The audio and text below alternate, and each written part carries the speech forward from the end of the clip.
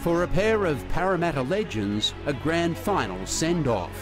In the Eels' run to the business end of 1986, the old guard shone against the backdrop of a new stadium. Sterling, Brett Kenny, long ball, cuts out Price, cuts out Cronin, Laurie turns it inside to Cronin, Cronin gets it outside to Delroy, Delroy stands in a tackle, gives it back to Ray Price, and Price burrows over. It was round 20.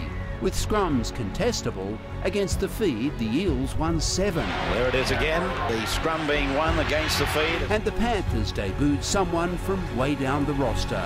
The man's name is Mark Geyer. He'll be playing in the 35 jumper. The score was still only 16-10, but a share of the competition lead was what mattered to the Eels faithful, half of whom braved the rain a fortnight later for Para Stadium's first ever Monday night match. It's a try! Para's controversially long in-goal came back to bite. One try the difference in North's upset. By round 24, 2 weeks later, the dead ball line had been moved. The chase! Price won't make it! Well, if it had been the old in-goal, Parramatta certainly would have scored. Still, the largest crowd at Parramatta, 27,000, watched the top-of-the-table match against Souths produce everything. Casado's outside the 40-metre line. Growth's going down that flank. Including a blow-up with an impressive roll call. Lee Bader and Davidson are letting them go. Meantime, Bugden goes in and so does Jordan Muggleton.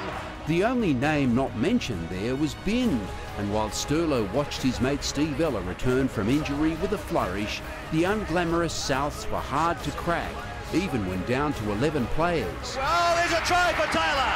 Well, it had to come. A 12-all draw and an even bigger crowd at Brookvale for the last round of the year. Sterlo finishing his own good work. Delroy back to Sterling. Sterling scores. That day, Des Hasler was opposite Sterlo, and half-time was clearly the most important part of the game. Parramatta's number 7 came back out to embarrass a Manly who's who at the base of the scrum. He's done it himself, the little fellow. And with the minor premiership wrapped up, the Eels had taken care of business.